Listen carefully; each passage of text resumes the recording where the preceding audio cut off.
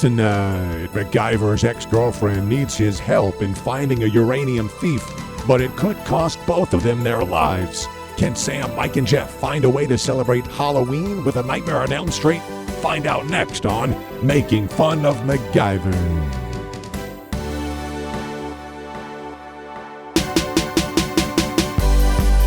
It's Making Fun of MacGyver, a rib-tickling takedown of our favorite 80s adventure show, Growing Pains. No, it's MacGyver, starring Sam Jordan as the skeptic, Mike Garland as the diehard, and Jeff Hess as the scientist. Name's MacGyver.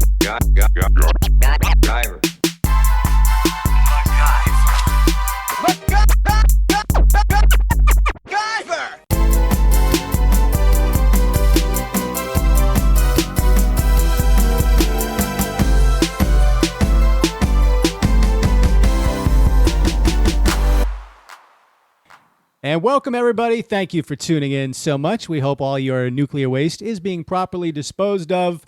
This is Making Fun of MacGyver, the show where we recap, review, and ridicule every episode of the original MacGyver series. I'm Sam Jordan, your host, and as usual, I'm joined by my two fellow MacGyverites, the Mac, Mike Garland. Howdy doody, Sam. And the Guyver, Jeff Hess. You know, I was watching this and I'm wondering if this is where HBO got the idea for the show Chernobyl. Is that where this came from? Both are pulled off equally as well, wouldn't you say? Like, there's that level of expertise.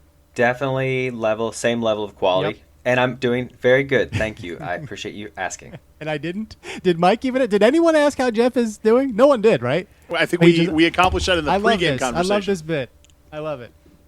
Gentlemen, are you ready to find out how Freddy got fingered? Wow. Yes. Tell me. Well, good, because we're moments away from Making Fun of MacGyver Season 1. This is Episode 13.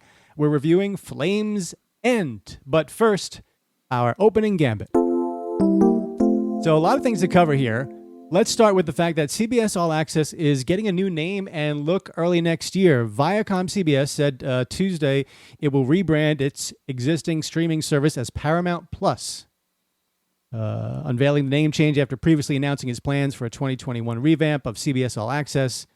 The rebranded Paramount Plus service will include live news and sports, as well as on-demand programming from MTV, BET, Comedy Central, CBS, and other Viacom CBS brands. Lord, help us please keep MacGyver on there. That's all we care about. But what are you guys' thoughts about that? Paramount Plus is now you got to think of that name.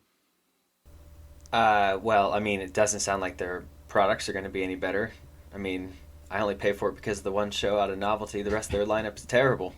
So if they say live sports and they're implying football games, then maybe there's something there. But this just sounds like repackaging the same miserable product. One of the things that keeps me from signing up is when I watch a show and it goes away, I don't usually replace it. So a show like Hawaii Five-0 or How I Met Your Mother, shows that were popular on CBS, the CSIs that I watched, they're not on CBS All Access now. So if you're giving me all access, I'd like access to, all. Maybe that's why the name change, because, guys, we're not giving them all access. Let's just call it Paramount Plus. Paramount is not a brand that is on the tip of anyone's tongue these days. So that's interesting because I think, not that CBS has a sexy name, but CBS All Access, but Paramount Plus. Hey, guys, you remember Paramount? They're like that movie studio that used to make, well, now you can get everything they do. Okay. Well, but isn't Paramount the network now, formerly Spike? And Paramount carries the Yellowstone program, and I don't know what else is on that show, on that channel, but Paramount, I believe, is the network that carries Yellowstone, the Kevin Costner Western drama. So is there some sort of tie-in there with regards to that name? Well, Paramount would have long predated Spike, but where I know Paramount from is because where I grew up was near Paramount's Kings Island, which was a theme park that is now owned by somebody else. It's been owned by somebody else for a long time. But that's where I know Paramount from. They were a major Hollywood studio for a really long time. But just, CBS doesn't make programming for me, so a lot of the stuff doesn't appeal to me. So they're kind of, I don't know if there's anything they could do that would make it more attractive. But yeah, I mean, unfortunately, we started this podcast while it's on CBS All Access, soon to be Paramount Plus, and not when it was on Netflix and everyone had easy access to it. I don't know, guys. Hope you just own it on DVD or you're a big CBS All Access fan. But these shows are much better to listen to when you can watch the actual MacGyver episode. Somehow get your hands on Mac and follow along with us, please. Should they get their hands on Mac Toniight? Yeah. Bad joke. Yeah. Pin drop. Edit that part out. No. We now, guys, exciting news.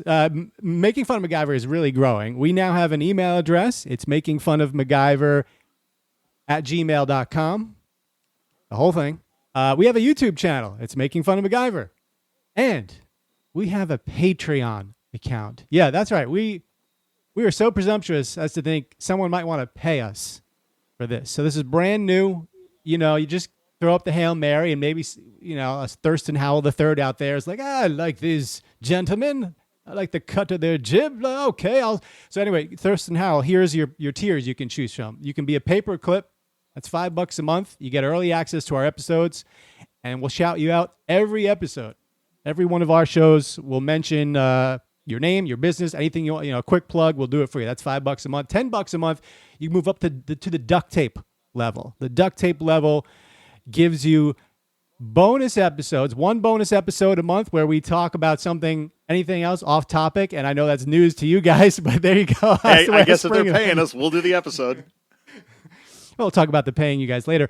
You also get the early access to the episodes and you get that shout out at the paperclip level too.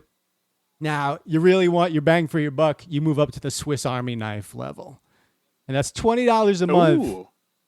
But besides helping us pay for show hosting and related expenses like Mike's drinking habit, you get this. You get to guest host one episode per Mac season with us. Your choice. Look on your calendar, pick your favorite MacGyver episode, say, you know what, that's the one I'm coming on, and you get the fourth chair for that episode of Making Fun of MacGyver. You also get the early access to the episodes. You also get executive producer status. So once a month, when the three of us get together and plan out the strategy for Making Fun of MacGyver, we bring you into that chat session, and you can give us your input and help us shape the direction of the show. I love that. We're doing one episode. I love that you think we plan things out. Once people start paying us, we're going to start planning things out. Involves that 20 minutes where my computer freezes when we first join the call. You get to watch Mike freeze 7 times in 30 minutes. So you get to guest host one episode a season. You get to your executive producer status. You get the bonus episodes, you get early access to the episodes, and you get that patron shout out where we mention your name or your business. So there you go. That's deep. Making Fun of MacGyver. Patreon.com/Making Fun of MacGyver.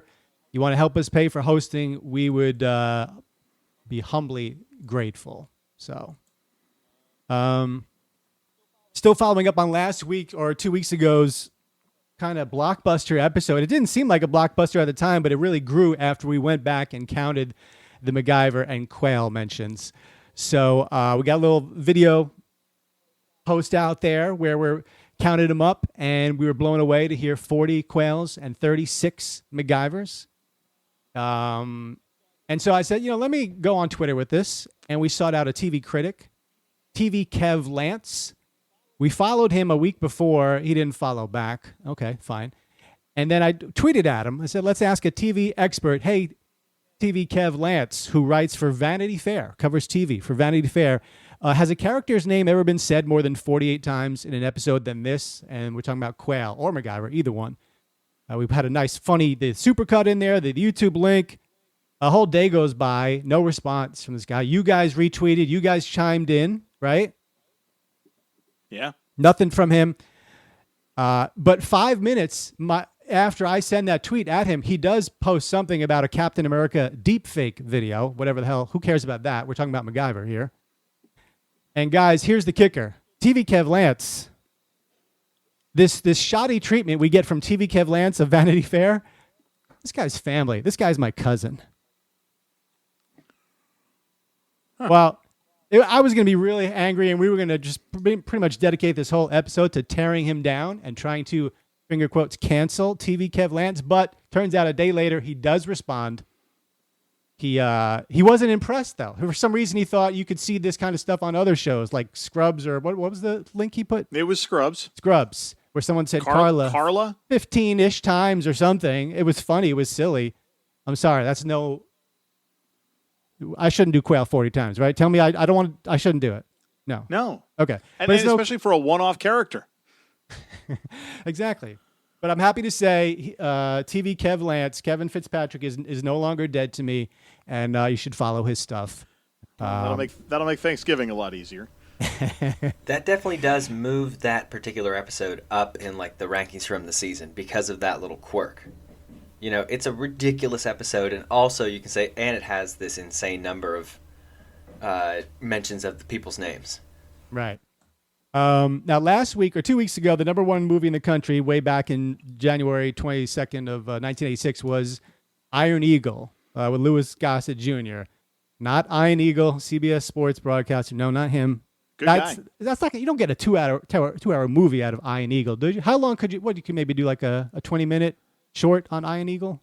I mean, he's a good guy, fairly entertaining, good humor off mic, and yes. I actually drove him one time from the Ravens Stadium in Baltimore to the train station in Baltimore, and it was a solid conversation. He asked a couple of questions about me, feigned interest in my well-being, and then I sent him on his way.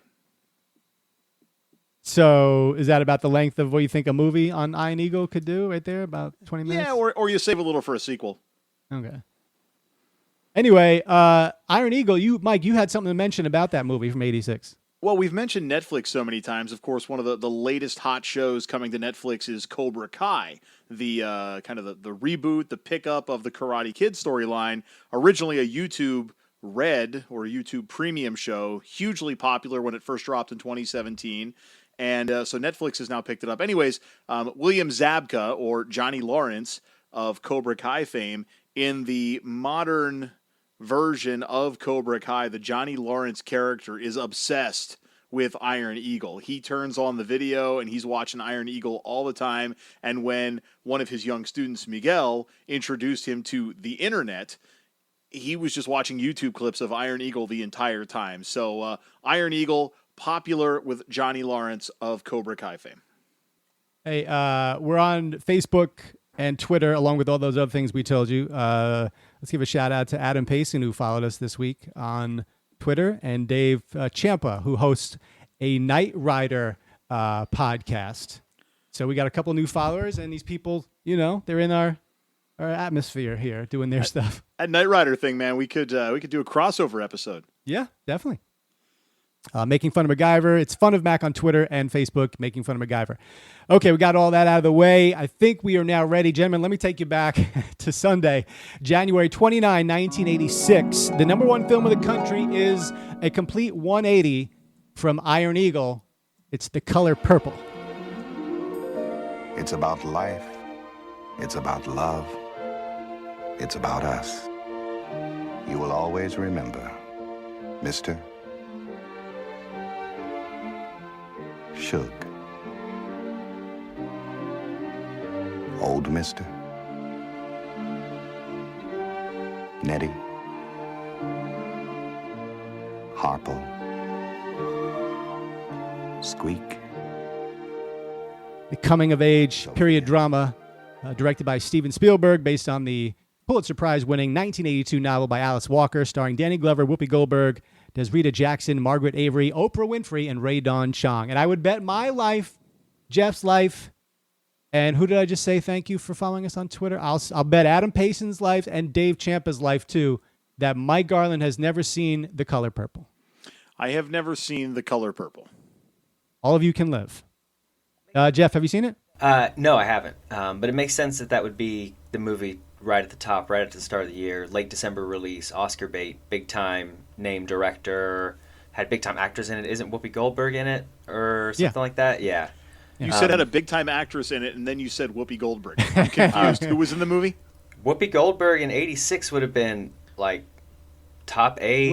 That's a huge actress. Not quite. No, this was kind of what put her on the map. So she was bigger, like maybe like 90, 91 is your sister act kind of Ghost stuff. and Sister Act. This puts her on the map. And Oprah got accolades for this, but of course didn't do much acting after this. So I also have not seen the movie. However, I have seen the Broadway musical about 14 years ago, and I enjoyed it. So there's that. The number one song in the country for the second week in a row is That's What Friends Are For. And Mike, every week we need you to do it. No, come on. Come on, you heard me do it last week. Can't you just sample that same audio? Drop some Jason Derulo remix in there? Just go right to the chorus. Just do the little That's bit. what friends are for. All right. That's it. I'm a little disappointed with that. And Well, on ABC, find a new number one song.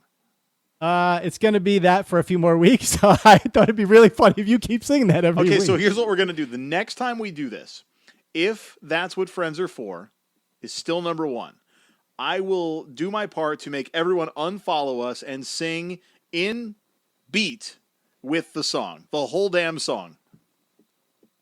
Well, I think last week we have you singing along with the real song, but I like you just isolated all out on your lonesome. Well, I thought in my head I was singing at a proper pace, but when you put the song underneath me, Right. I was clearly ahead with my vocals, and Burt Bacharach, again, would have come to whoop my ass if he heard me doing that. I'm going to need you to practice your singing for this MacGyver podcast. I've been Mike, 'cause- practicing singing in my car for years, and it hasn't gotten any better. Well, 8 o'clock Sunday, January 29, 1986 on ABC. It's MacGyver Season 1, and we're up to Episode 13. We're now in the second half of Season 1, and this one is called Flames End. And now I hand over the reins to master storyteller, horrible singer, but master storyteller, Mike Garland. Not even sure I'm a good storyteller, but thanks a lot, Sam. So we open with that shot of what we learn to be a nuclear power plant. We head inside the plant and we find a woman named Amy. She's answering the phone. There's a police officer that's calling to tell her that Jared Hillman, her boss, has died in a car wreck. We cut to MacGyver. He's in his apartment in some hockey helmet and jersey playing bubble hockey, and he's doing his best Bob and Doug McKenzie Canadian Hoser impersonation from Strange Brew. He's playing with some random woman. I'm not really sure there's even a setup to who this woman is. There's just some girl in his apartment playing bubble hockey. Amy. The setup is that MacGyver's a hound dog. He's been through like a dozen women this season. So what I'm wondering is, you think the hockey getup is kink? Do you think MacGyver needs the hockey getup to really get going? And that's what's going on. Maybe.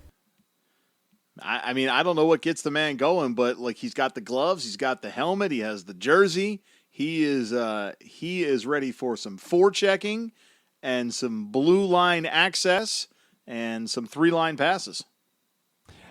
What did you call that game? Bubble. Because it's not. I mean, I called it bubble hockey, but I feel like Bubble hockey? Was it maybe 1984 coming out of the Olympics or USA and USSR? I know that was 1980 when we beat the Russians, but I feel like this bubble hockey game kind of came out of the 1984 Winter Olympics or something of the sort. And I remember playing this thing at the arcade when I was a kid, something similar. I mean, the people in that machine are supposed to be USA versus Russia. Yeah, I enjoyed it, and I had a kind of the home version. It's kind of like foosball, but I enjoyed my little hockey game like that. One thing you didn't mention, though, Mike, is that we start with the cold open. But remember, 2 weeks ago, we talked about the fact that we're not going to see any more opening gambits. And I remember saying that, and you guys were like, oh, and then I see this. I'm like, oh, no, there is an opening gambit. But no, it's not an opening gambit. It's just the introduction to the show and the first time in the series that they do that. So they're just right at it. Yeah, so he's playing bubble hockey with this random woman. He's definitely been with more attractive women than this hockey game mate that he's got going on here. But sometimes I guess you can't be picky with your selection.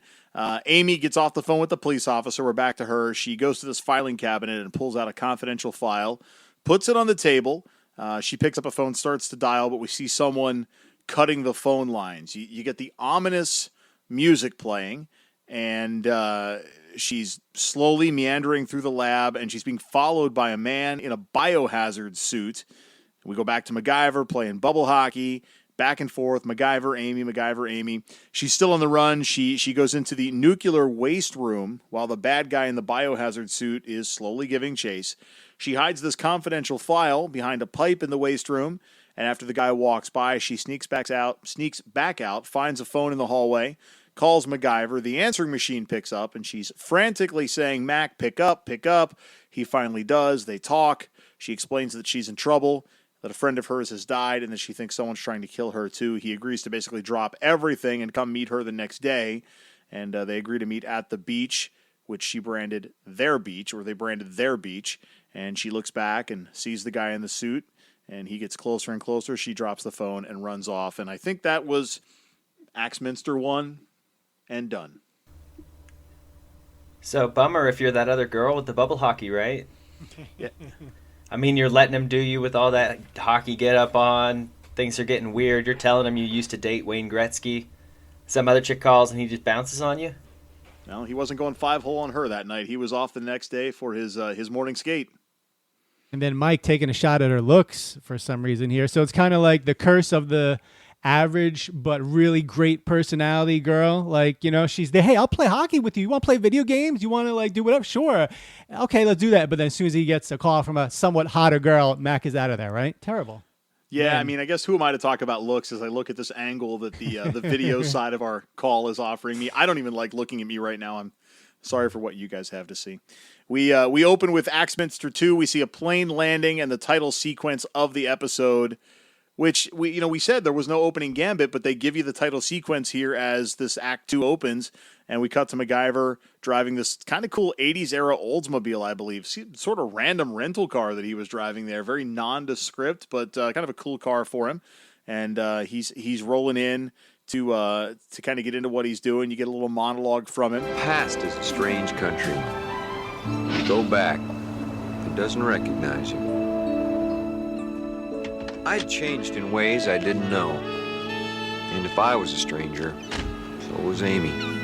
Then we learn from that monologue that Mac and Amy had a previous relationship. We even see a flashback to Amy jamming out to Crocodile Rock in her car and MacGyver rolling up on a motorcycle. And the flashback for this, by the way, you kind of see what their future was supposed to be. Sam? Yeah, I just took note of the cover version of Crocodile Rock by Elton John, and then a few moments later, Time in a Bottle by Jim Croce. Both songs, I think it's the first time we're hearing like actual legitimate licensed songs, but they're not by the real artists. Previously, we had Yana's Rock and Roll and just a terrible piece. But interesting that they chose that to put in like actual songs, showing you that, okay, we're some point in the mid-'70s there, these flashbacks. Yeah, except we flash back all the way to two people who looked exactly like the people we just saw on screen moments ago. Anyways, so we set this whole thing up. We learned about Amy had a reluctance to share in that same future that MacGyver was talking about. She explains that there's a nuclear power plant being built in town. It would be a great place for both of them to work and for them to build a future. And MacGyver explains that there's a great big world out there and that they should go explore. And we clearly see in that moment that MacGyver and Amy had two different visions for their future. And we cut back then to modern times, and a car rolls in. MacGyver doesn't see it yet, though, but the horn honks, and when he turns, he assumes that it's Amy, and he waves as the car kersplodes. Boom. Done. This was stunning. What do you got? So part of what I love about this episode is this MacGyver origin backstory. This, I think, is a pretty rich detail about his background that they're adding in here, that he had this life love and had a decision to make. Am I going to go abroad and become the MacGyver that we know, or am I going to stay and become a nuclear scientist with my girl here? So I thought that was a pretty interesting little detail that they're adding for his backstory. I also thought it's interesting that he says a degree is buying a job. She's like, why don't you stay? Why don't you get a degree and be a scientist? And he goes, I'm not going to buy a job. So I don't know. Those two things stuck out to me. So I am a pretty big fan of this episode. I liked it. And this is part of the reason why. Okay. Those are some good points. I did obviously acknowledge that he was talking about his past, but I don't know. To me, it just seemed like maybe fluff. And I'm trying to think if they keep like repainting his past in future seasons and episodes. They might not. I'm a little blurry on that right now, but you're right. Yeah, well, I'm that is watching. kind of... I'm What's taking that? notes on this stuff. I'm taking notes on this. Okay, He's yeah, from Minnesota. right. He had Amy when he made the decision. Yeah, I have a feeling we'll never hear that name or that person again. But yeah, so you're getting attached to this person, and kaboom! I'm gonna put that in my. It's either my number 1 or number 2 most shocking moments of the series so far. What do you guys think? Oh my goodness, yeah. I shouted out when she exploded. I was not expecting that at all. It was definitely an oh damn on my end, and you get like a little slow motion deal there. He starts to run towards the car, and the frame sort of freezes, and then you kind of cut right back. There wasn't a commercial, but it freeze frame, and all of a sudden now you see the coroner's car driving away. So definitely a shocking build-up there to what we're led to believe is MacGyver watching a past love of his get blown up in a car. And I think he mouthed Amy. He mouthed it, but I was totally expecting a no, like when the what was that? I can't remember the episode. Yeah, Hellfire. Hellfire. No, yeah. That thing, the TNT in the shed. I was expecting Amy, but they must have learned their lesson with. And Hellfire. I made the note. I said you see a non-audible slow motion Amy, so like it's there, but you don't hear it. Yeah. But anyway, so you have another car that pulls in, and we see our special guest star of the episode, a face that, I don't know, do we all recognize the face right away? Would people have recognized the face in that time, though, right away? Do we say who the face is, or we just keep talking? No, let's get into it. Okay, so Robert Englund, Freddy Krueger. I'm your boyfriend now, Nancy. Is the special guest. Tim Wexler is his character name. So we see... Hold on, Freddy I wanted to get into a little bit of Robert Englund here. Well, I was going to say, so we see Freddy, and I'll probably just call him Freddy for the rest of the damn episode. But at the time, the Nightmare on Elm Street movies would have been bless you, Jeff, would have been a big deal at the time. And but would people have been seeing Robert Englund out of costume? I mean, this is almost like the guy playing Jason Voorhees being in a movie, the things you just didn't see at the time, right? So, Jeff, I want to get your take because you are the youngest of the three. As soon as you see him get out of the car, do you know him? I knew his name because they gave him a title card. And I wondered if it was Freddy Krueger. And I had to look him up. I did not recognize interesting. him. Yeah. Because he's still performing the role now. Yeah. I can't... Which is There's unbelievable. no other killer who is as recognizable, I think, compared to what their costumed counterpart is as him, because he is everywhere in the last 2 decades. He is Freddy Krueger. He is Freddy Krueger, right? So yeah, and that's what I would say about the comparison to Jason and others is off, because people can just wear that mask, but like Freddy Krueger is like, it would be like someone else playing Jack Sparrow. So Nightmare on Elm Street comes out in 1984. Nightmare on Elm Street 2 comes out in 1985. This episode airs in 1986. And both those movies did well, but not like what you would think today. They're still a little bit more, horror movies back then are not tearing up the box office, I think, like they might today. But it is interesting. But there would have been a big cultural impact, though. Yeah. Is that why they rushed the sequel out so fast? Yeah, I remember seeing Nightmare on Elm Street on cable and being very hit hard by it. Like, that movie hit hard. You watch it today, of course, it's cheesy, but that packed a punch back then. There was some great effects, some disturbing deaths, and just the premise was really unique. So the sequels came fast and furious in the 80s and into the 90s. But this is really funny to see, okay, you've got now this hot horror movie franchise, but you're going to take time out and do an episode of MacGyver. That's strange. Well, and I guess you would have probably seen Robert Englund's face. He would have been doing Johnny Carson, and would it have been Letterman or... Well, Maybe. Letterman. I don't know. Maybe. I don't know if it was like that yet. I feel like it took a couple of years before you saw the face behind Freddy, because there's still a lot of makeup going on, and you would not recognize him, if you didn't know. Well, so Freddy Krueger is in this episode. Do we want me to call him Tim or Freddy throughout the episode? Let's just agree upon it now. I think... Call him Tim. Okay, fine. You were going to say I Freddy? think this podcast is totally the kind of thing that we call it Dudley from Different Strokes the whole time. Our buddy Shavar. Well, Okay. and you wanted to be like, let's see how Freddy got fingered, so we're gonna figure it Yeah, out. it's So Freddy. Freddy comes out, right? Freddy, all we need is that. Who is the guy in that Freddy got finger movie? The Canadian guy, Green was his last name.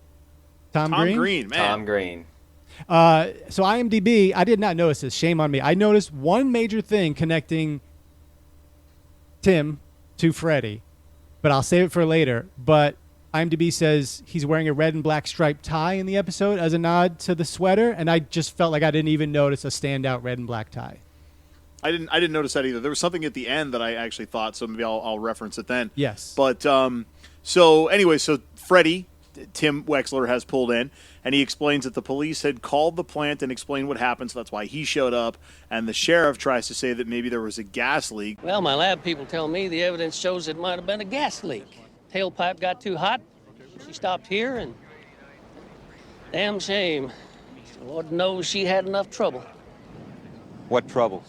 Well, her daddy and mama got killed in a plane crash about a year ago, and then just last night, her boss got killed when his car went out of control. But MacGyver immediately doesn't think so. Now, you think about this. You just had a massive car explosion, and someone died. It wasn't Amy. Ultimately, we learn in just a few moments. Spoiler. Wasn't Amy. But, like, here's MacGyver, just Joe Blow guy, is all of a sudden has pieces of the explosion evidence in his hand, and he's reviewing the crime scene already. And he kind of points out after the sheriff gives the summary that the police should take a look at the piece of the gas tank because if there was an explosion that it would have blown out, but the bullet hole is in, and that maybe there's some residue, some magnesium oxide, he says, associated with an explosive bullet.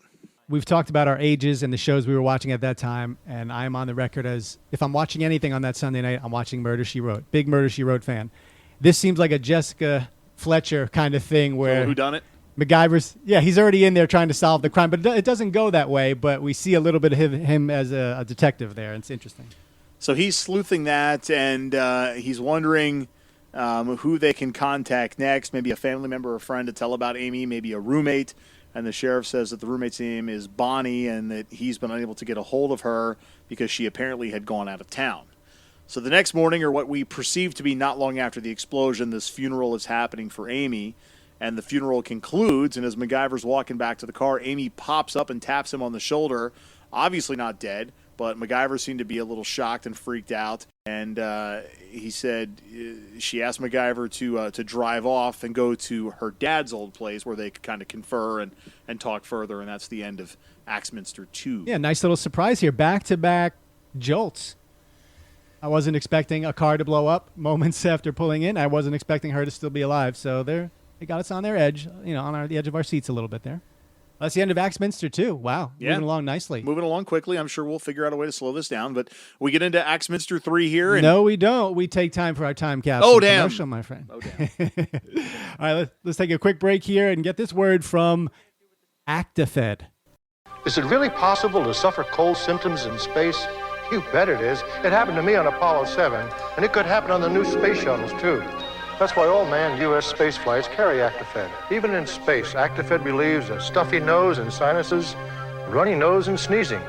But you don't have to travel into space to get full-strength ActiFed. It's available without a prescription, right here on Earth. ActiFed, the cold tablet most recommended by doctors. Now in capsules and 12-hour capsules. All right, and we're back. ActiFed, another one of these defunct companies, like Bayer. Is Bayer still out there making? I think Bayer is, yeah. Bayer is? Okay. Tylenol? I'm sure Tylenol. One of that's Tylenol, yeah. It's basically a name brand like Band-Aid anymore. But one of my most favorite part about any medication commercial you see is how the lead is this thing will cure this thing, and then the fast talk gibberish at the end is how it might fix the thing you needed it for, but you're going to have 12 other problems, and usually diarrhea is one of them. And Seinfeld had a bit where, I think it was Seinfeld, where he makes fun of the classic diagram, the animated diagram that was always in those 80s, 70s and 80s commercials about pain relievers. You got the animated body, the flashing, the lightning going on, the red, something goes in, everything smooths out to blue. And speaking of medication and being medicated, Jeff, how you doing? We're just going to go right by poor Bonnie's experience here. This woman is just this Amy's neighbor. We haven't gotten to Bonnie being dead yet. Hold on. We haven't gotten to Bonnie being dead yet. So we end Pop another ActiFed. Yeah, exactly. Or a Sudafed or Pepsodent or something. So anyways. I'm sorry. I got to stop you. At the funeral, at the wake? Right. Funeral. We got there, right? Right. Okay. When I see the priest, who only says a handful of words before they pan off him, I recognize that face. I don't think you guys are going to know, but I recognize that face because he's from one of the all-time greatest shows, in my opinion, one of the funny shows. They only made 6 episodes of it. Police Squad, Naked Gun. So there was 6. It was on an 82, and he plays the police scientist, the lab guy. And every time Leslie Nielsen has to bring in some evidence, he brings it to him, and I just recognize those glasses in the face. His name is Ed Williams. Known for the Naked Gun 2.5, Naked Gun, and Naked Gun 33 1/3. So I just recognize that face. I had to mention that, yeah. So we could do a sub-podcast inside this podcast of that show, because it's only 6 episodes. Right. We could crank that out and then just pop right back into the MacGyver thing, no problem. You can't make fun of it, though, because it's like so hip and funny, but we can make fun of MacGyver. Continue, Mike. So Axminster 2 ends with Amy popping up out of the back seat and telling MacGyver to drive off to her dad's old place. And we open Axminster 3 with this continued conversation about how Mac got there in time to watch her explode, and then he just watched her get buried, and now he's wondering who just died in the car. And this is where Amy explains it was actually her roommate Bonnie. MacGyver scolds her a little bit. He says, "Do you have any idea what it did to me to watch you go in the ground along with everybody else? We just stood there and watched you be buried." And then she explains again that she's been on the run for the last 36 hours because someone's trying to kill her.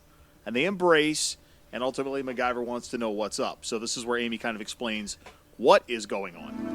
3 days ago, I found that somebody had messed with the records to cover up the theft of enough uranium to build a nuclear bomb, Mac. A nuclear bomb.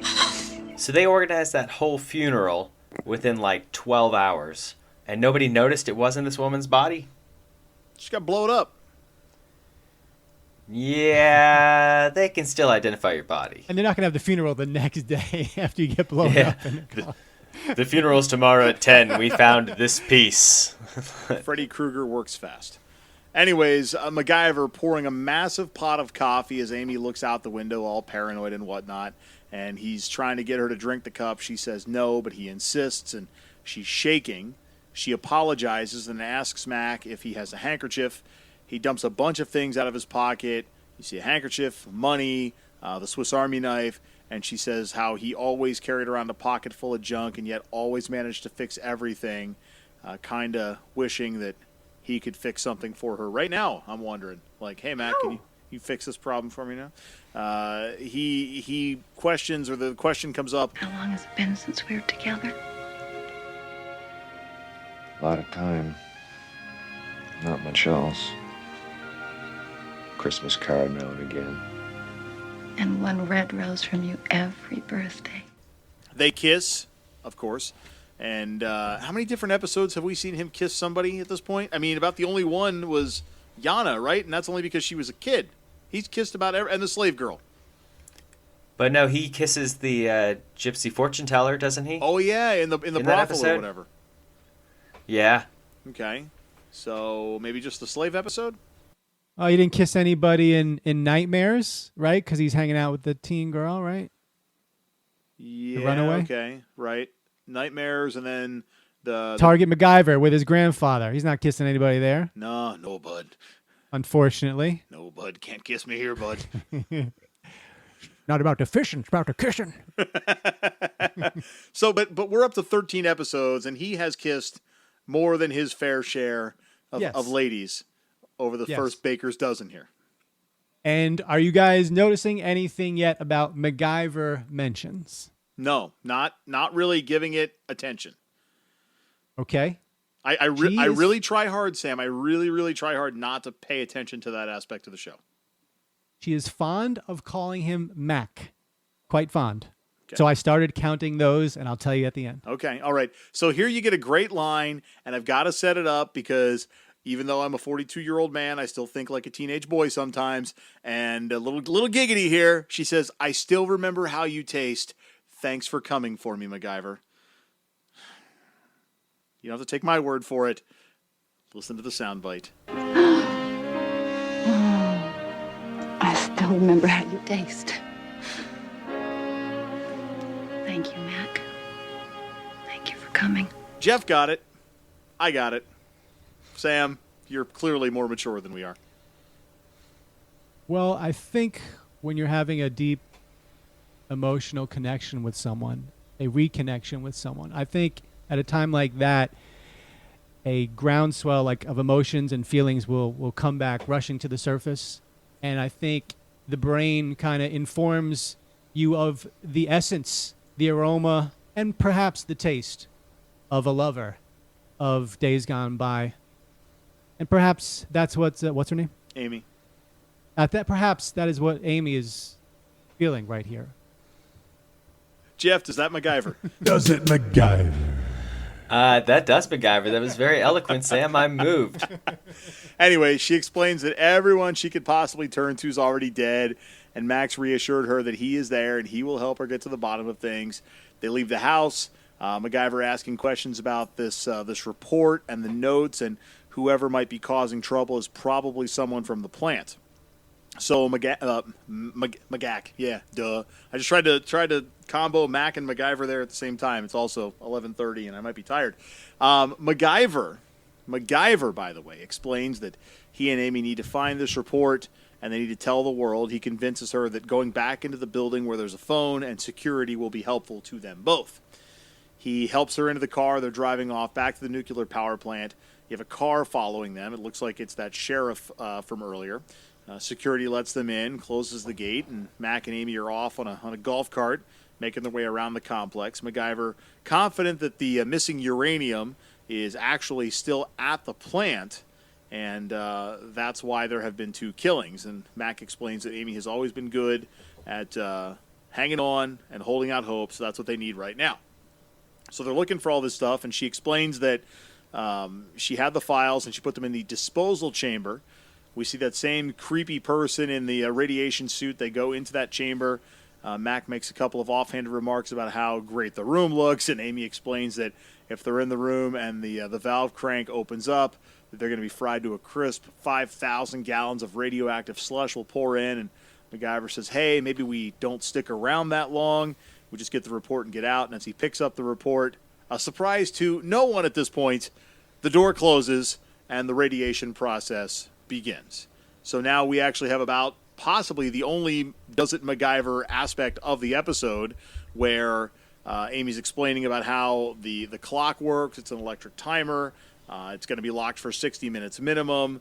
And the random stock footage here of things happening. But the payoff ultimately is that MacGyver is trying to fast forward the clock. He's going to kind of jump the circuit board and fast forward time and get that 60 minutes to get down real quick to 0 so the door pops open. What are your thoughts on this, Jeff? Does it MacGyver? Yeah, I mean, I'm going to have to put this under the blanket of paper clipping the circuits together doesn't make the thing go faster.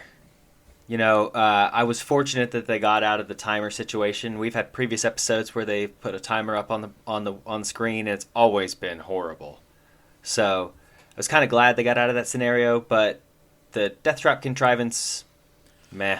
So end of Axminster 3, off to Axminster 4, wide shot of the plant, and we cut to more weird stock footage again. Back in the radiation room, Mac showing impatience. He does not want to sit around and get gobbled up by the nuclear waste, and we see Freddy and the security guy listening to baseball.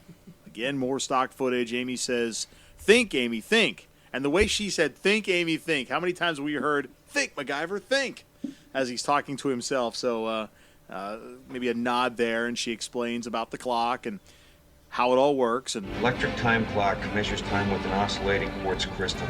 So if we can hit it with a hot electrical surge... But wouldn't that just burn it out? Well, that'd be the end result, yeah. The immediate result would be to set up a violent secondary vibration. Which would speed up the clock. now Mac is speeding up the clock, trying to get out, dramatic music. He's messing with the clock, does what he does, which is always get them out of a jam. And the security guy finally notices in the control room that something's up with the room, and Freddy, Tim Wexler, recognizes the override has been activated, and Tim greets Mac and Amy outside the door as they have escaped, but he's playing nice at the moment. Wink, wink, nudge, nudge. Amy, Mac, and Tim walk away. Mac explains he's convinced that the uranium is still here and is showing this report to Tim that they've now claimed. Amy explains to Tim that they need to call the Nuclear Regulatory Commission, and that they and the police should show up. There's a comment made that there's never a dull moment with MacGyver. So always, I mean, we all know this now. Through 13 episodes, never a dull moment with MacGyver. As Amy explains, this badge that they have to put on to do the next thing says if it turns black that you've been exposed. And there's a funny little clip he makes there about what happens when it turns black. MacGyver explains that he's going to go hide. If I was going to hide a bunch of high-grade uranium, that I'd hide it in and amongst all the other uranium. And they have this Geiger counter type of deal. They're looking for the stolen product, and he finds the signpost, which he puts on its side, and he discovers that there is indeed stolen uranium up in the bottom of the signpost. And now that they have the evidence, that they need to figure out who put it there, and MacGyver and Amy are now confronted by Tim with a gun, and MacGyver says that he is disappointed in Tim. Jeff? Does it MacGyver? So I do have some does it MacGyvering just about uranium generally. Because there's really not much MacGyvering in this episode, which is disappointment. But just in terms of what would 30 kilograms of uranium do for you, it can make 2 bombs. A uranium bomb needs about 15 kilograms, which weighs 33 pounds. So the weight of what he's pulling out of there would be about 60, 70 pounds for 30 kilograms of uranium. And that would be in a 15-inch cube. So if you can visualize 15 inches in a cube, 15 inches in a cube, that's how big it would be, and weigh 60-something pounds. And make 2 bombs. Okay. Or a lot of electricity, if you want to make a lot of electricity. I don't really think they wanted to steal it for a lot of electricity, though. I just want to make love. So a comparable amount of coal makes 8 kilowatts. The same amount of uranium makes 24 million kilowatts. Yeah. So uranium is the proper choice to heat and provide electricity to your home. Yep, definitely no side effects. You just put it out on the table. Sounds good. Speaking of nasty side effects, I think it's unfortunate.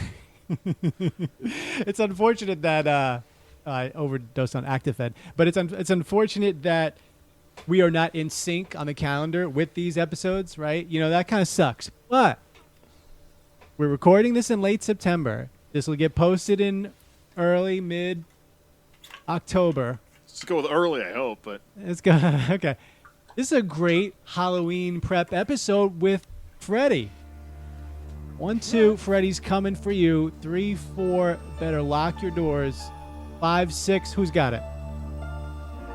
it's been a long time since I've Grab seen your crucifix. Okay. And he did it like this. He did it like that. Has Beastie Boys, right? But yeah, I think I'm going to drop in. There's definitely going to be some Freddy Krueger in this episode. So this, everyone listening, this is your Halloween episode of Making Fun of MacGyver. Enjoy this all throughout October, and we hope it brings you some joy. I think we just took a month off, didn't we, Sam? No, we're not. No. But the next one, when we record in mid-October, that might get aired too close to Halloween. So you of all people, Mr. Celebrating Christmas in July, and please, you need to stop with that. You need to stop counting. Oh, never. Never. But anyway, happy Halloween, everybody. Yes. I have a 365-day countdown till Christmas in my house. So that's how that's going to go. Anyways, so... and one more thing, though. What about this episode? I see that look. What about this episode as an origin story for Freddy Krueger? Do you think because he's got the tie, and we can't. I don't want to talk about the thing that really it has to be an homage coming up later. Yes, well, but also if you know Freddy Krueger, the story is he got burned in a boiler thing, like in a basement in a school or something. He was molesting kids, and then they chased him. And he got trapped. Yeah. He got trapped in and burned in the furnace, right? And it's very similar to kind of this underground nuclear waste, very hot. You're gonna get burned kind of thing. So I don't know. I kind of like this as an alternative universe origin story of Freddy Krueger. So happy Halloween once again. Is this the alternate 1986 after Doc and Marty went back from the future to the wrong 1985, and we move forward to this? So this episode has spawned both Chernobyl on HBO and the Nightmare on Elm Street subseries in another dimension. It's amazing that it was used in the future for Chernobyl, and in the the past from '86 for Nightmare on Elm Street. It's got that kind of power. That's the power of MacGyver. I think that's an undisputed fact. Lee David's low top for the win.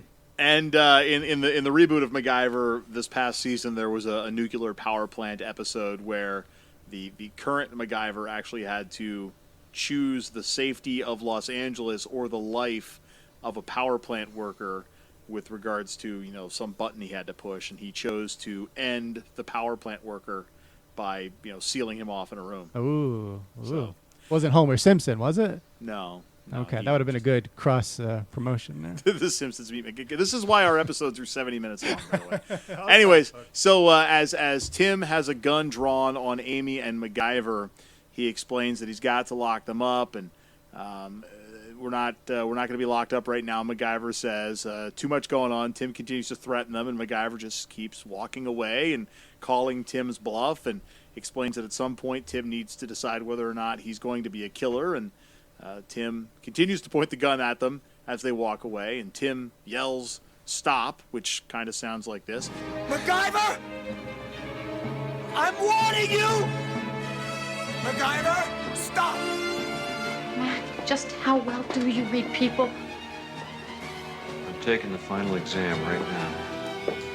He ultimately does not shoot. He drops the gun, hangs his head in shame, and MacGyver and Amy run back into the control room where Kyle, the security guard, is reluctant to respond, and we now see why, because the police chief has been revealed as the other conspirator in this particular episode. This episode pretty much spawned the 1995 whodunit drama, The Usual Suspects. So many twists and turns here. It's well known that this was the basis, the spiritual. So Kaiser Soze or whatever. Who they're looking for? This is so many twists and turns with this one. It's really deep. Hold on, pretty boss move on the walk away, I thought. Where she's like, "How good are you at reading people?" He's like, "Well, this is taking the final now. The final exam." Yeah, I thought that was pretty clever. I mean, for him to just be like, "I don't think you're gonna do it," and then walk away like a beast. That's pretty good. Yeah, hey, MacGyver's cool like that. So we know that Freddy doesn't shoot, and as we realize the security guard's the other conspirator, Tim runs in the room and tells the sheriff to stop. He says there's been enough killing already, and the sheriff and Tim start fighting. Tim gets shot. Control board gets shot, and he explains that there's going to be a meltdown now. Security guy, by the way, taking notes from Pete Thornton, who clearly at this point we are not going to see in this episode, also gets shot in the arm. A lot of people get shot in the arm. And who's the main guy? The police chief. The police chief's aim is incredibly bad from what looks like about 8 feet away, but it's bad twice because he shoots the control panel and that sets off the whole reaction. Is that correct? Yes. Just that errant bullet or two happens to hit the wrong circuits. Yes. And then a few minutes later, his errant bullet is gonna do his. Okay. It's going to be his own undoing. Yeah. That is the end of Axminster 4, by the way, off to 5. The plant is melting down after this very bad shooting by the sheriff. Some passive robot voice yelling, "Procedure red, procedure red." And that was not a good no, voice. Was it mine or the robot? The robots. It was the key grip, the woman. I don't know. It's just that we not someone doing a good robot voice there. So they've got to basically reboot the plant because everything's heating up. It's going to melt down. Tim now is kind of on their side, saying that we've got about 12 minutes before everything blows. And Mac explains that he's going to go manually open things up because there's no way he's going to die. He still has to pay his taxes for the year. So always a little brevity from MacGyver, even in the toughest of situations. Tim calls and asks for help, says there's been an incident. Sheriff picks up a gun that Tim had dropped in the hallway, and he's pushing a hand dolly with the stolen uranium.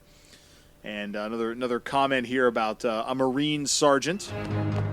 A Marine sergeant once started a charge by yelling at his men, "Come on, you want to live forever?" Now, I used to think that was about the guttiest thing ever said. But, of course, the older you get, the more nervous you get. MacGyver runs up to the sheriff who's pushing the uranium. Sheriff shoots at him. Sheriff gives chase.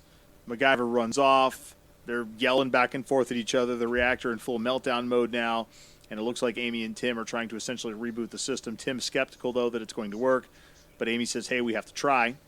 Sheriff is still chasing MacGyver, going back and forth. Mac explains how what the sheriff is doing is going to kill millions of people, and finally MacGyver gets the shot in, kicking the sheriff from around the corner. There's an errant gunshot from being kicked, and this punctures a pipe, which sprays something all over the sheriff, and ultimately his badge is now black, and we learn that he's been exposed to the radiation. Tim tries to tell the security guard to head home. There's nothing more he can do. MacGyver, climbing up one side of the reactor, trying to manually shut something down, reveals that he's scared of heights. I hate heights, and I despise guns. So how the hell did I get myself up here? As he and Amy are going up to the top of this deal. Amy hosing MacGyver down as he's using a big pipe wrench to turn a giant nut. Kind of reminiscent of Hellfire here. There was this one little sentence, though, MacGyver says as they're running, and it struck me as odd, but maybe it's not odd, but I think we need to decide what is the right word here. He says something's the guttiest thing, is about the guttiest thing you can do. And I was like, wait, shouldn't that be the gutsiest thing you can do? And I think they're both usable. So why do we need the word gutty and gutsy? What's it going to be, Merriam-Webster? What do you got? Let's take a vote right now. Was that a gutty move or was that a gutsy move? I lean towards gutsy as well. I like gutsy. Yeah. Son of a bitch.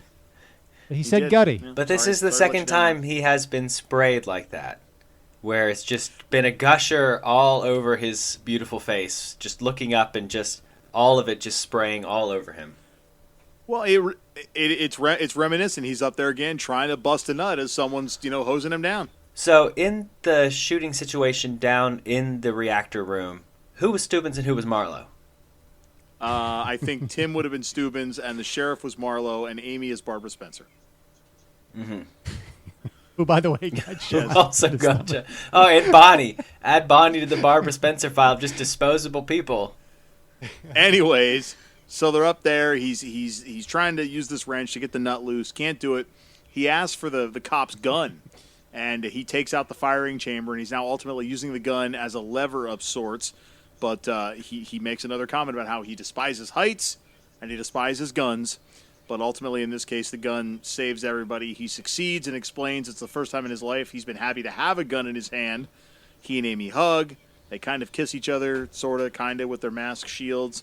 And Tim is slowly fading on the counter of the electronic console there. And it was interesting, and here's, I think, what you're going towards, Sam. As you hear the rapidness of the beeps in the background for the plant melting down start to slow down, almost like a rapid heartbeat slowing to a normal one, Tim is also fading. And then, Jeff, I don't know if you saw me make motion to Sam, but you look here. Essentially, you see Tim's hand, and he sort of opens it up, almost like Freddy Krueger would have with the claws, as Tim fades out and dies on the motherboard. Okay, so he does die. Is that kind of the That's what I got from it. I was a little confused on that too. I'm going with dead. So we think he died. You're going with dead. I'm going with dead. He paid the price for his wrongdoings because he killed a couple people. Yes. My Freddy thoughts, though, came a little earlier. I didn't mention it. He's at the control. He's not quite slumped over yet, and he's just holding his hand up like with a fist, and all his knuckles are bloody. You don't see his fingers. You just see bloody knuckles. There's no way that's a coincidence. He's just holding it up for some reason. And again, his hand isn't bleeding. He's just like he got shot, and he has blood there, and he's just like this, and he's got blood on his knuckles, and it's clearly. And I'm pretty sure Freddy Krueger has a right hand as the blades. I'll check on that. But then as he expires there, his hand sort of opens up, and that's the first thing I thought was like the blades opening up out of the hand. So, this is your origin story of Freddy Krueger. Who knew? They hit it in MacGyver Season 1, Episode 13, Flames End. So Amy reminds MacGyver that he has now stirred up a lot of memories from all of their times at Westport Beach by them being there. And they reminisce a little bit more. He gives her a peck on the cheek and hops back in his rental and drives away. The end, my friends. All right, let's rate and review, because we just ridiculed Flames End. Name's MacGyver. So I'll go first. I loved it. I thought this was an excellent episode. It makes up for the lack of the MacGyvering by making it count when it counts and not doing ridiculous things with it. I love learning backstory details about it. I thought he and Amy, the main actress he worked with, worked really well together. There was a fun little mystery with finding out who did the deed, and you have a star appearance as a sidekick. So, not a sidekick, but in like a guest starring, interesting role. So I'm giving it 7 mullets. Okay, we go 1 out of 10. We rated on mullets here. Mike, go ahead. I liked it as well. I think that it offered us a little bit of something different. It wasn't this international man of mystery or go in, conquer something, come back out. I mean, he still was the White Knight coming to the damsel's rescue in this case. But I agree with Jeff. Solid episode. I will give it a 6. All right, guys. I had on my page 3 or 4, but I'm very open to being swayed. So it's going to be a 4 or 5 for me. Let me talk it through. It just, I don't know. It did have a couple of surprises. The explosion of the car was stunning. And then she's alive. Okay, nice twist. Again, we said this episode, we believe, led to The Usual Suspects in, I think, 95 or so. It also led to Chernobyl, the acclaimed drama on HBO. And it is a Nightmare on Elm Street origin story. Wow. I guess when you put it in that context, I'll bump it up to, no, I don't know. It's still just something didn't do it for me. Let me see. I gave Deathlock a 5. My average score is a 4.4 across all episodes so far. I gotta go 4. I'm sorry. So 4, 6, and 7. So 17 divided by 3 is 5 and some change. 5.666 repeating. This one's rated 6 out of 10 mullets. Would this be the highest episode of the season? No. We had the pilot. The pilot's ridiculous. The pilot's got like an almost perfect 10s. 2 other 6s and 2 other 7s, including the pilot. And Thief of Budapest, thanks to Mike's 9 on the Thief of Budapest. God, that episode would be so good if that chase were theirs instead of totally stolen. I can't believe that. I'm sorry. I don't know. You know, it's one of these things when you hear other people rating. I'm the same way with movies, too. I'll go see a movie. I'm like, that was not good. I'll read a glowing review. I'll be like, that movie actually was pretty good. Yeah. But I got to go with what I wrote on this page right after watching it. I said 3 or 4, and I think I could have been fudging the truth on that whole Chernobyl, Freddy Krueger, Usual Suspects thing. That might not be legit. I'll look into it and I'll get back to you for the next show. Too legit to quit, buddy. Too legit to quit. Let's count up the times someone said MacGyver. And this is just straight up MacGyver. You made reference that you counted the max, but we're just going straight MacGyver here? Well, we'll do both. So as you know on this show, I'm fascinated with the times that characters say MacGyver because it's an insane amount. And of course, last time we had a record, 36 MacGyvers said out of nowhere, 40 quails. But the average episode this year has 18.25 MacGyvers. So how many MacGyvers and then how many Macs were said, Jeff? So this felt like a low MacGyver episode, but only because it was a high Mac episode. So I'm going to go with 12 MacGyvers and 14 Macs. Frozen or thinking? 26 total, which is a lot. But that's how the split would be. 12 MacGyvers and 14 Macs for Jeff. I'm going to go with 14 MacGyvers and 23 Macs. Whoa. Okay, that's 37 total. That's 14 MacGyvers and 23 Macs. All right, you guys split the difference on the MacGyvers because it was 13. That's the second lowest this season. Target MacGyver had 6. But Jeff, once again, incredulous at a high Mike guess. And once again, Mike is in the ballpark. 5, 10, 15, 20, 25, 30. 32 Macs were said in this episode. Oh, my God. And we'll assume she was repeatedly saying Mac because they have this close personal relationship. Exactly. So it's the nickname thing. She kept saying it over and over. And once I'm so glad I started to count it because she would not stop. Every other sentence, she is calling him by her pet name. And I don't know, low point for me. I don't even know what the low point was. This was, I think, one reason I'm not going high on this episode because it didn't grip me in a traditional way a TV show should, but it also wasn't very. They didn't have a lot of mess ups. There was not much to make fun of here. So. Well, and I'm definitely in like I like this bit of MacGyver lore part of my fandom. So your criticism of it is valid, but I love the MacGyver lore, and it works for me. So I can see where you're coming from. Okay. I'm just glad we got a Halloween episode for the fans out there. Special. It's a very special edition of MacGyver. Oh, speaking of special edition, that's going to be our next episode. So we got, I don't know if you guys heard, there's a little election coming up in 6 weeks or so. I haven't heard. Is it the guy who saved Big Ten football taking on, who's the other guy? I'm not even going to let you make a comparison there because no, my first comment was super sarcastic. I texted Jeff the other night about this. I think when I was watching the Thursday night game, I was watching the Jags totally shit the bed against the Dolphins, and the streaming platform I was watching on NFL Network, but like on the streaming thing. So it was probably regional for me since you don't have Big Ten in the South. But like every other streaming commercial was this like fake breaking news story about how Donald Trump saved the Big Ten. Ridiculous. Well. To give you a sneak preview of what you could get as a patron, patreon.com/makingfunofmacgyver. Bonus episodes, we're going to do one. And we're going to make it free for everyone. That's going to be the next episode.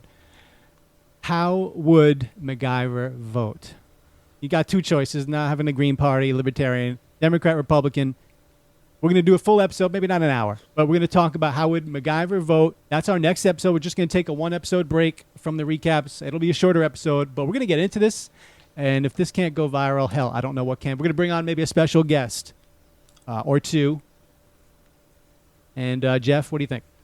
I think we should contact a political scientist, see if they want to come on and talk about the difference between the parties in 1986 and 2020. We might explain why there'd be two different situations depending on where you're putting someone with his profile.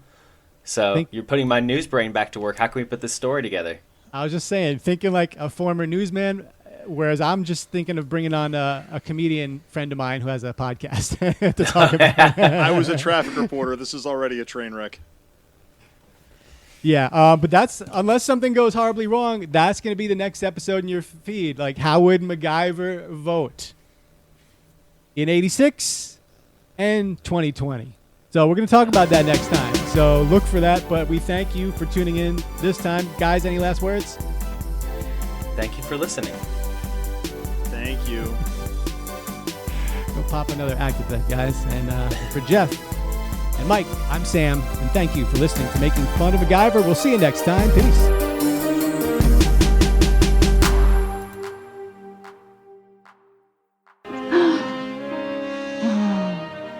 I still remember how you taste. Thank you, Mac. Thank you for coming.